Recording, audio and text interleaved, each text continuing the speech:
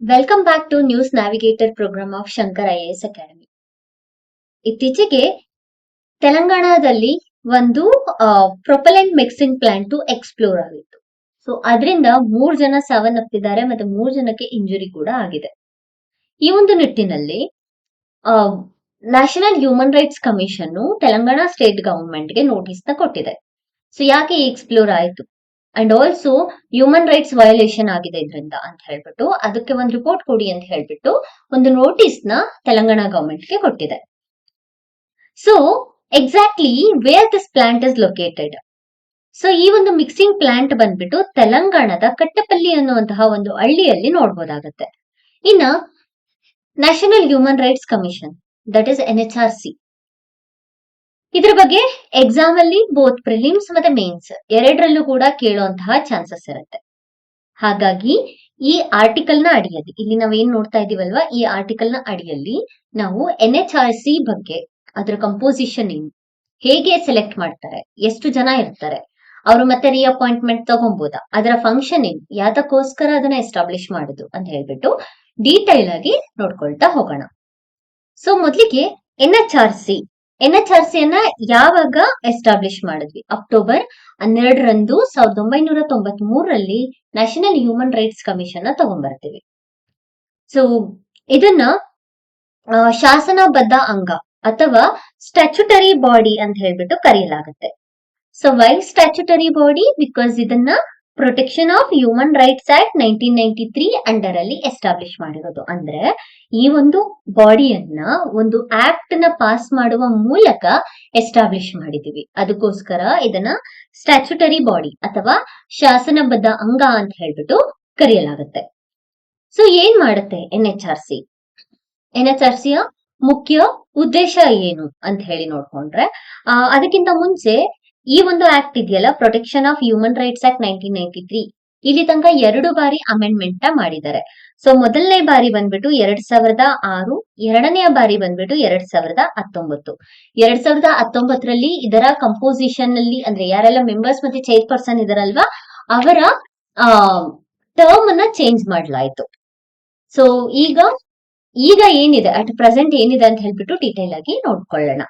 So ಇದನ್ನ 2 ಸಲ amend ಮಾಡಲಾಗಿದೆ. ಇದರ ಮುಖ್ಯ ಉದ್ದೇಶ ಏನು, ಯಾತಕ್ಕೋಸ್ಕರ NHRC ಅನ್ನ ಎಸ್ಟಾಬ್ಲಿಷ್ ಮಾಡ್ಕೊಂಡು, ಈಗ national human rights commission, human rights ಏನೇನಿದೆ ಅಲ್ಲ, ಈಗ ಬೇಸಿಕ್ ಹ್ಯೂಮನ್ ರೈಟ್ಸ್ ಇದೆಲ್ಲ, ಈ ಬೇಸಿಕ್ ಹ್ಯೂಮನ್ ರೈಟ್ಸ್ ಗಳನ್ನ ಪ್ರೊಟೆಕ್ಟ್ ಮಾಡೋದಕ್ಕೋಸ್ಕರ ನ್ಯಾಷನಲ್ ಹ್ಯೂಮನ್ ರೈಟ್ಸ್ ಕಮಿಷನ್ ನ ಎಸ್ಟಾಬ್ಲಿಷ್ ಮಾಡ್ತಾರೆ.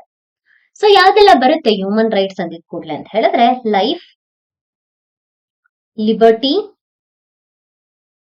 ಇಕ್ವಾಲಿಟಿ ಅಂಡ್ ಆಲ್ಸೋ ಡಿಗ್ನಿಟಿ, ಈ ರೀತಿಯಾದಂತಹ ಬೇಸಿಕ್ ರೈಟ್ಸ್ ಗಳು ಹ್ಯೂಮನ್ ರೈಟ್ಸ್ ಗೆ, ಪ್ರತಿಯೊಬ್ಬ ಇಂಡಿವಿಜುವಲ್ಗೂ ಕೂಡ ಇಂಪಾರ್ಟೆಂಟ್ ಆಗುತ್ತೆ.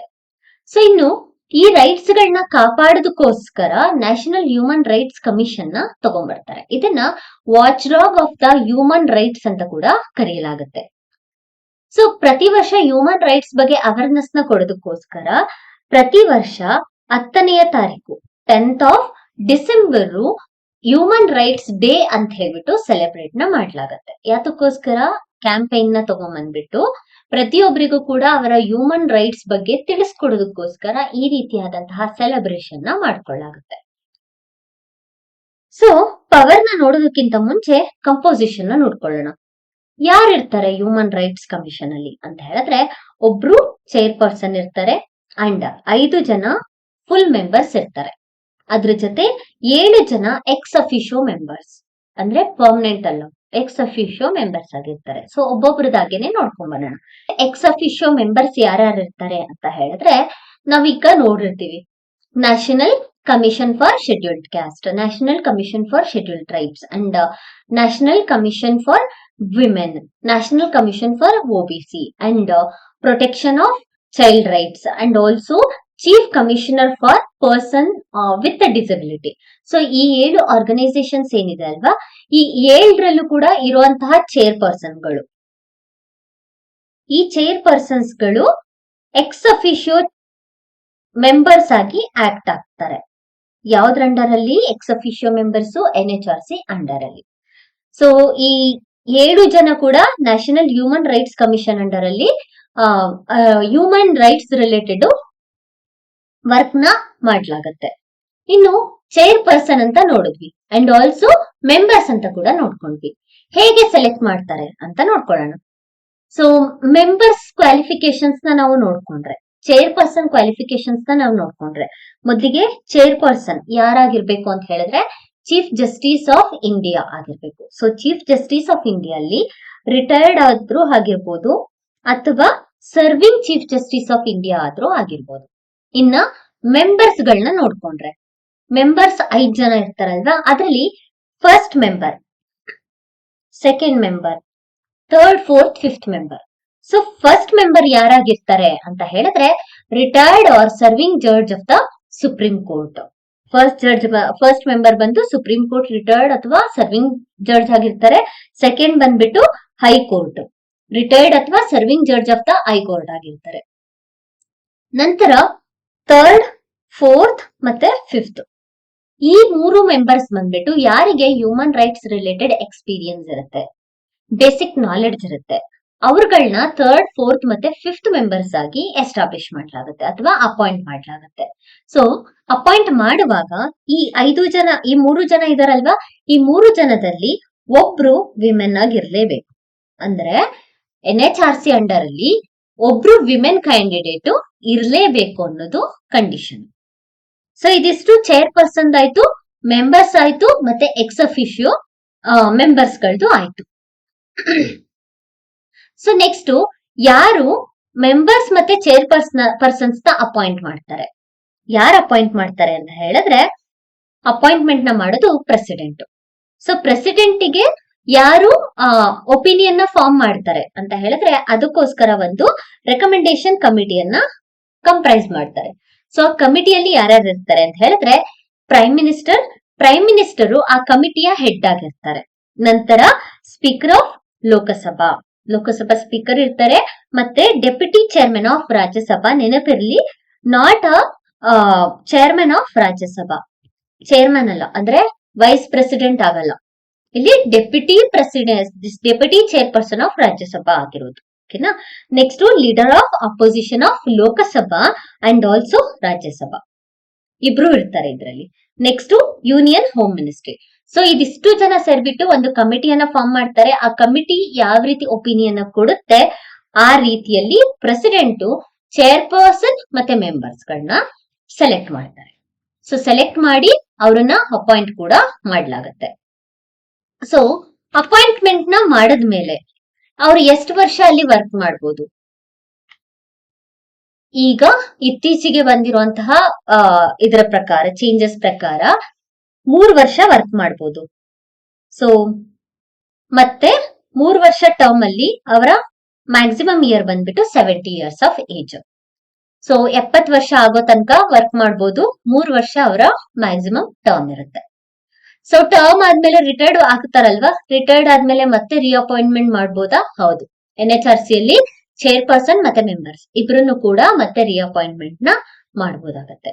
ಬಟ್ ಅವರ ಟರ್ಮ್ ಮುಗಿದ್ಮೇಲೆ, ಅಂದ್ರೆ 70 ವರ್ಷ ಮುಗಿದ್ಮೇಲೆ ಅವ್ರು ಯಾವುದೇ ರೀತಿಯಾದಂತಹ ಆಫೀಸ್ ಆಫ್ ಪ್ರಾಫಿಟ್ ನ ಸೆಂಟ್ರಲ್ ಮತ್ತೆ ಸ್ಟೇಟ್ ಗವರ್ಮೆಂಟ್ ಅಂಡರ್ ಅಲ್ಲಿ ಹೊಂದೋ ಹಾಗಿಲ್ಲ.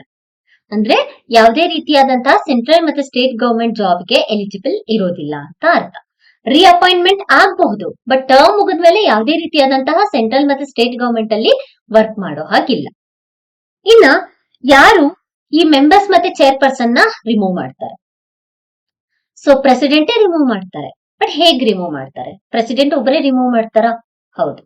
ಪ್ರೆಸಿಡೆಂಟ್ ಒಬ್ಬರೇ ತಮ್ಮ ಡಿಸಿಷನ್ ನ ತಗೊಬಹುದು. ಯಾವಾಗ ಅಂತ ಹೇಳಿದ್ರೆ, ಇಫ್ ಇನ್ ಕೇಸ್ ಚೇರ್ಪರ್ಸನ್ ಮತ್ತೆ ಮೆಂಬರ್ಸ್ ಏನಾದ್ರು ಅಡ್ಜಡ್ಜ್ ಇನ್ಸಾಲ್ವೆಂಟ್ ಆಗಿದ್ರೆ, ಅಥವಾ ಯಾವ್ದಾದ್ರು ಒಂದು ಆಫೀಸ್ ಆಫ್ ಪ್ರಾಫಿಟ್ ಅನ್ನುವಂತಹ ಕಾರ್ಯವನ್ನ ಹೊಂದಿದ್ರೆ, ಅಥವಾ ಇನ್ಫಾರ್ಮಿಟಿ ಇನ್ ಮೈಂಡ್ ಆಗಿದ್ರೆ, ಅಥವಾ ಅನ್ಸೌಂಡ್ ಮೈಂಡ್ ಪರ್ಸನ್ ಆಗಿದ್ರೆ, ಪ್ರೆಸಿಡೆಂಟ್ ಅವರ ಜಾಗವನ್ನ ವೆಕೇಟ್ ಮಾಡಿಸಬಹುದು ಅಥವಾ ರಿಮೂವ್ ಮಾಡಿಸಬಹುದು. ಹಾಗೆಯೇ ಪ್ರೆಸಿಡೆಂಟ್ ಏನಾದ್ರು ರಿಮೂವ್ ಮಾಡುವಾಗ ಅವರನ್ನೇನಾದ್ರೂ ಪ್ರೂವ್ಡ್ ಮಿಸ್ಬಿಹೇವಿಯರ್, ನೆನಪಿರ್ಲಿ, ಪ್ರೂವ್ಡ್ ಮಿಸ್ಬಿಹೇವಿಯರ್ ನ ಕಾನ್ಸ್ಟಿಟ್ಯೂಷನ್ ಅಲ್ಲಿ ಎಲ್ಲೂ ಕೂಡ ಡಿಫೈನ್ ಮಾಡಿಲ್ಲ. ಬಟ್ ಪ್ರೂವ್ಡ್ ಮಿಸ್ಬಿಹೇವಿಯರ್ ಅಲ್ಲಿ ಏನಾದ್ರೂ ರಿಮೂವ್ ಮಾಡ್ಬೇಕು ಅಂತ ಹೇಳಿದ್ರೆ ಸುಪ್ರೀಂ ಕೋರ್ಟ್ ಅದನ್ನ ಫೈನಲ್ ಮಾಡುತ್ತೆ. ಆಗುತ್ತೆ. ಸೊ ಸುಪ್ರೀಂ ಕೋರ್ಟ್ ಹೇಗೆ ಹೇಳುತ್ತಲ್ವಾ ಆ ರೀತಿಯಲ್ಲಿ ಪ್ರೆಸಿಡೆಂಟ್ ವರ್ತಿಸ್ತಾರೆ. ಸೊ ಇದಿಷ್ಟು ಚೇರ್ಪರ್ಸನ್ ಮತ್ತೆ members related to exam perspective ಆಗಿ ಇಂಪಾರ್ಟೆಂಟ್ ಆಗುತ್ತೆ. ಇನ್ನ ಅವರ ಪವರ್ ಮತ್ತೆ ಫಂಕ್ಷನ್ಸ್ ಗಳನ್ನ ನಾವು ನೋಡ್ಕೊಂಡ್ರೆ, ಸೊ ಪವರ್ ಮತ್ತೆ ಫಂಕ್ಷನ್ಸ್ ಏನು ಅಂದ್ರೆ, ಎಲ್ಲಾದ್ರೂ ಹ್ಯೂಮನ್ ರೈಟ್ಸ್ ಗಳ ಪ್ರಾಬ್ಲಮ್ ಆದ್ರೆ ಅಥವಾ ವಯೋಲೇಷನ್ ಆದ್ರೆ ಸಿಯೋಮೋಟೋ ಡಿಸಿಷನ್ಸ್ ನ ತಗೊಬಹುದು, ಕಂಪ್ಲೇಂಟ್ ಅನ್ನ ರೈಸ್ ಮಾಡಬಹುದು ಅವರೇನೆ. ಯಾರು? Chairperson members. ಸೊ ಇದರ ಹೆಡ್ ಕ್ವಾರ್ಟರ್ಸ್ ಬಂದ್ಬಿಟ್ಟು ದೆಹಲಿಯಲ್ಲಿದೆ. ನೆಕ್ಸ್ಟ್ ಲೀಗಲ್ ಸೇಫ್ ಗಾರ್ಡ್ ಮತ್ತೆ ರೆಕಮೆಂಡೆಡ್ ಫೋರಮ್ಸ್ ಗಳು. ಯಾವ್ದಾದ್ರೂ ಒಂದು ಕೇಸ್ ಬಂದಿರುತ್ತೆ ಅಥವಾ ಯಾವ್ದಾದ್ರು ಒಂದು ಆಕ್ಟ್ಸ್ ನ ಪಾಸ್ ಮಾಡ್ತಾರೆ, ಅವಾಗ ಅದು ಹ್ಯೂಮನ್ ರೈಟ್ಸ್ ನ ವಯೋಲೇಟ್ ಮಾಡುತ್ತಾ ಮಾಡಲ್ವಾ ಅಂತ ಹೇಳ್ಬಿಟ್ಟು ರಿವ್ಯೂ ಮಾಡುವಂತಹ ರೈಟ್ಸ್ ಕೂಡ ನ್ಯಾಷನಲ್ ಹ್ಯೂಮನ್ ರೈಟ್ಸ್ ಕಮಿಷನ್ಗೆ ಇರುತ್ತೆ. ನಂತರ ಯಾವ್ದಾದ್ರು ಇಂಟರ್ನ್ಯಾಷನಲ್ ಹ್ಯೂಮನ್ ರೈಟ್ಸ್ ಇನ್ಸ್ಟ್ರೂಮೆಂಟ್ಸ್ ಗಳನ್ನ ತಗೊಂಬಂದ್ರೆ ಅದನ್ನ ಇಂಪ್ಲಿಮೆಂಟೇಷನ್ ಮಾಡೋದಕ್ಕೂ ಕೂಡ ಇವರು ಅಡ್ವೈಸ್ ನ ಮಾಡಬಹುದಾಗುತ್ತೆ. ನಂತರ ಹ್ಯೂಮನ್ ರೈಟ್ಸ್ ರಿಸರ್ಚ್ ಗಳನ್ನ ಮಾಡೋದಕ್ಕಿಂತ ಮುಂಚೆ, ಈಗ ಮೆಡಿಕಲ್ ರಿಸರ್ಚ್ ಗಳನ್ನ ಮಾಡ್ತಾರೆ ಅಥವಾ ಯಾವ್ದಾದ್ರು ವ್ಯಾಕ್ಸಿನ್ ಗಳನ್ನ ಟೆಸ್ಟ್ ಮಾಡ್ಬೇಕಾಗತ್ತೆ, ಮಾಡೋದಕ್ಕಿಂತ ಮುಂಚೆ ಅಥವಾ ಆದ್ಮೇಲೆ ಹ್ಯೂಮನ್ ರೈಟ್ಸ್ ಪ್ರಾಬ್ಲಮ್ ಆಗುತ್ತೆ ಅಂತ ಹೇಳಿದ್ರೆ ಅಲ್ಲೂ ಕೂಡ ಇವರ ಅಂದ್ರೆ ಇವರ ಒಂದು ಒಪಿನಿಯನ್ ವ್ಯಾಲಿಡ್ ಆಗಿರುತ್ತೆ. ನಂತರ ಪ್ರಿಸನ್ಸ್ ಮತ್ತೆ ಡಿಟೆನ್ಷನ್ ಸೆಂಟರ್ಸ್ ಗಳು, ಇಲ್ಲೂ ಕೂಡ ಇನ್ಸ್ಪೆಕ್ಷನ್ಸ್ ನ ಮಾಡಬಹುದಾಗತ್ತೆ. ನೆಕ್ಸ್ಟ್ ಎಜುಕೇಶನ್ ಮತ್ತೆ ಅವೇರ್ನೆಸ್ ನ ಸ್ಪ್ರೆಡ್ ಮಾಡೋದು ಕೂಡ ನ್ಯಾಷನಲ್ ಹ್ಯೂಮನ್ ರೈಟ್ಸ್ ಕಮಿಷನ್ ನ ಮುಖ್ಯ ಉದ್ದೇಶ ಆಗಿದೆ. ಸೊ ಇದನ್ನ ನಮ್ಗೆ ಪ್ರಿಲಿಮ್ಸ್ ಮತ್ತೆ ಮೇನ್ಸ್ ಎರಡರಲ್ಲೂ ಕೇಳುವಂತಹ ಚಾನ್ಸಸ್ ಇರುತ್ತೆ.